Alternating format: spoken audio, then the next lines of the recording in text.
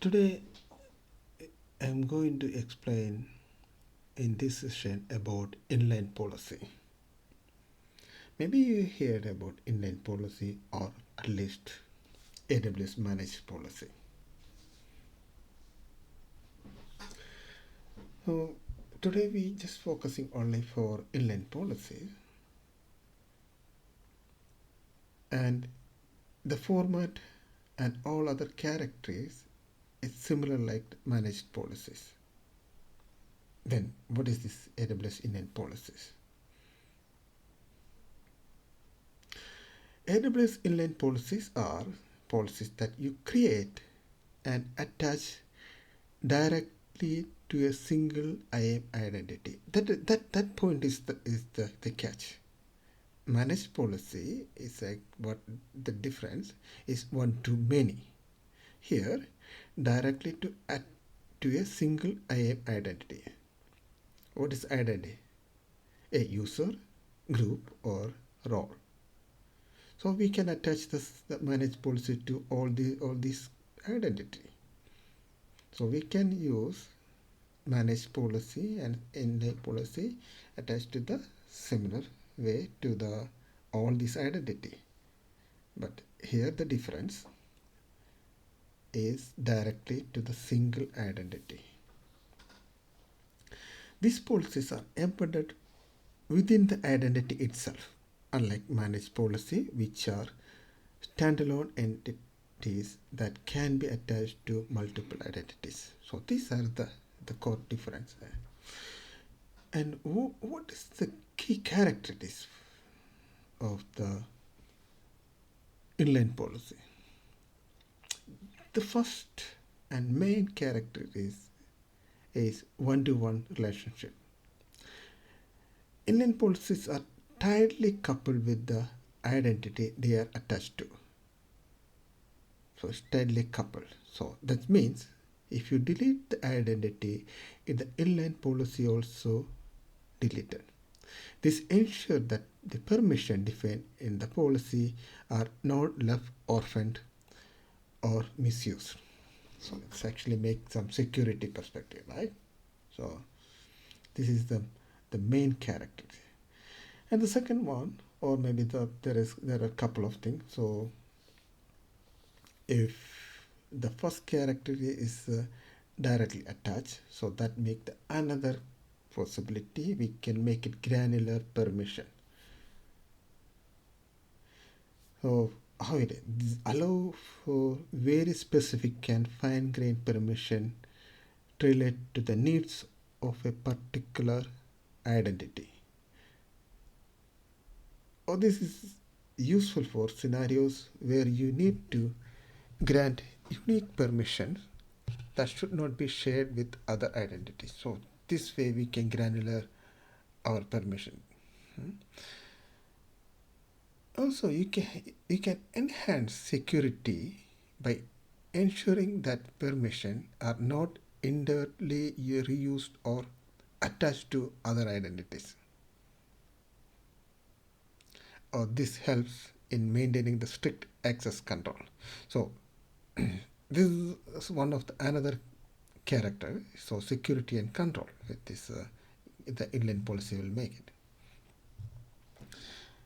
And this one-to-one relation is actually make the simplicity in small environment or the small project or specific use case. Yeah? Inline policy can be simpler to manage compared to managed policies. They provide a straightforward way to define permissions without the need to manage separate policy entity. So it's a simplicity. So we can use it for the small projects for temporary purpose, something like it. These are the main characteristics. There are some other characters. So we just look for the main characteristics.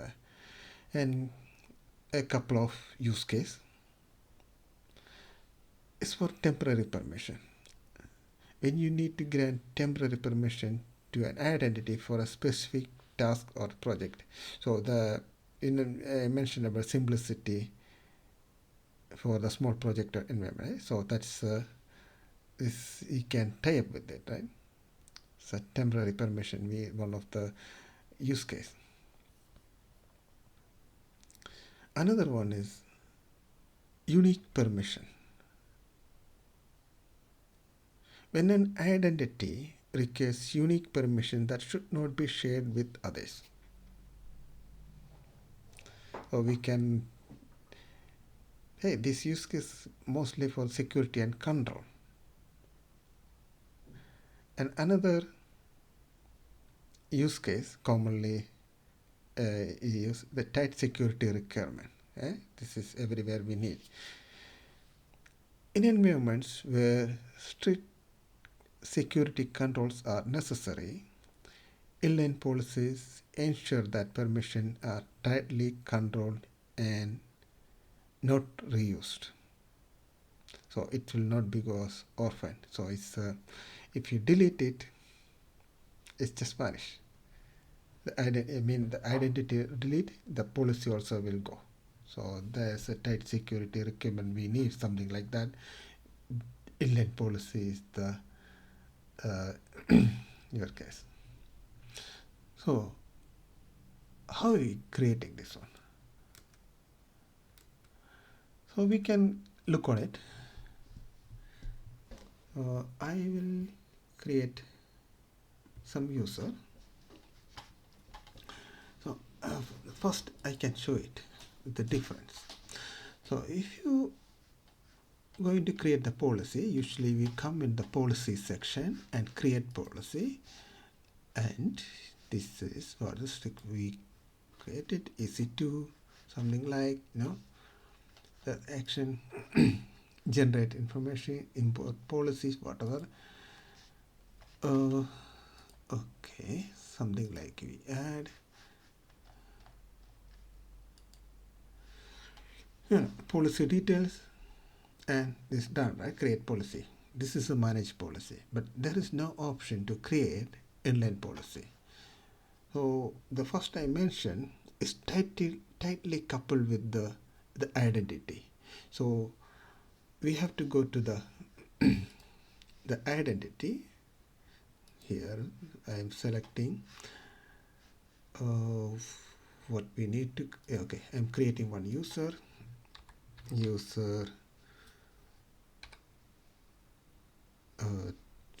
01. Okay, just provide next. Okay, next. I'm not adding any policies because this attached policy is actually the managed policy. So I'll leave as it is. So create user. Done. Download the so here user, this one. So select it here. So here what we need to do it, add permission. So when we click the add permission, you can see create inline policy. So this is the place you can create the inline policy. So you have to select your identity and add permission, create inline policy. Again, the same way you can select something. Okay, EC2 list. Okay, there's a lot of things. So it's just VPC. I just searching. Okay. So security group VPC association describe. So I just wanted to give the access to the VPC related stuff, to list it, not to make anything for this user for temporary purpose.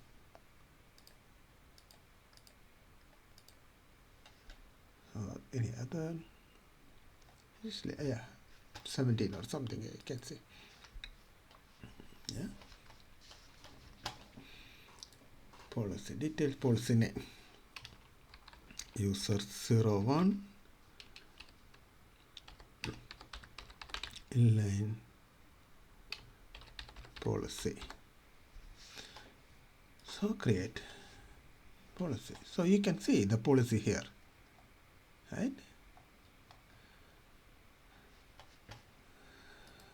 Right. So is it available in the managed policy, the common policy repository? So we can check it. So I'm just copying the policy name, or just click it, and you can see manage policy permission. We can, yeah, just copying the name,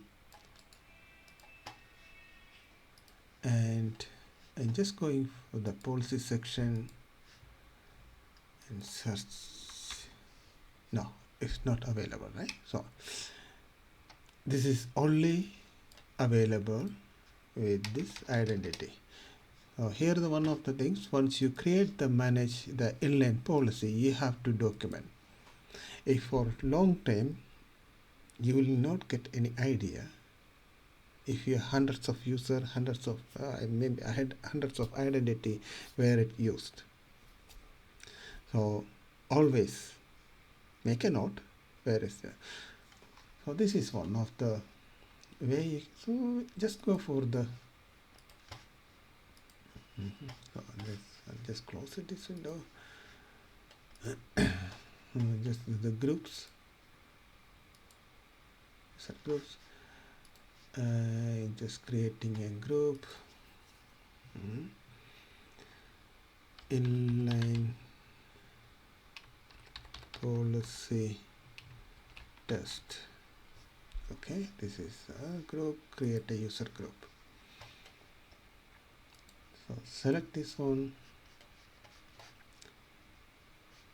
So go to the permission. So the similar way. Create inline policy.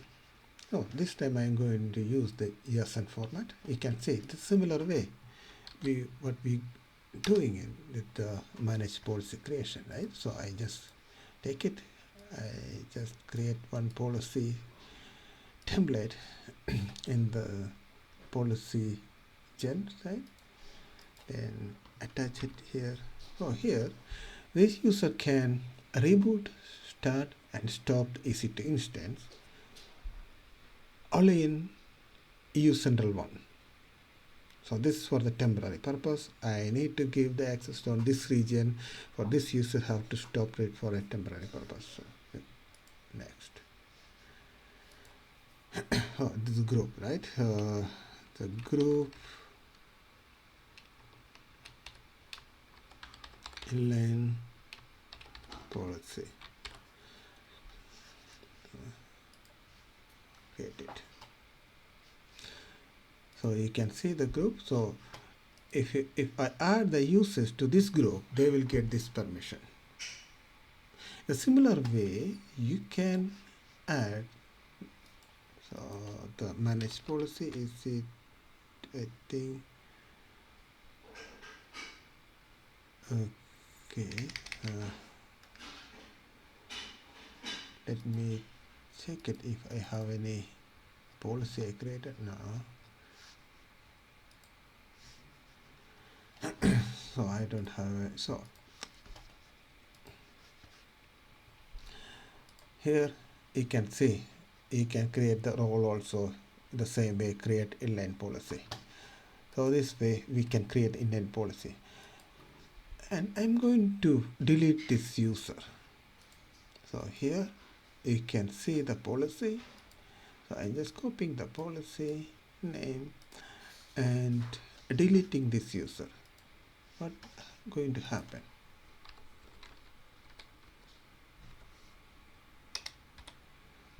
Delete user. So deleting the user. Now you go somewhere, because if the policy we can see before we search not find out. So, no, it's not orphaned or abandoned, this policy. Because when you delete the identity, the policy also will be deleted. So even the group, you delete the group, you can see the group inline, the group, the policy also will go with the group. So just copy. Okay.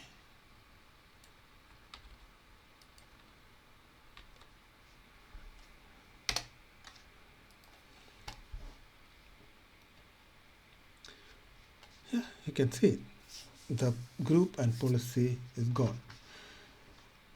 So this is actually one-to-one relation.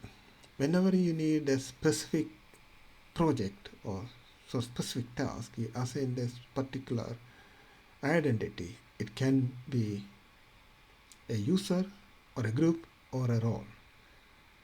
It's really good for temporary or the small, a small project, or for a short time.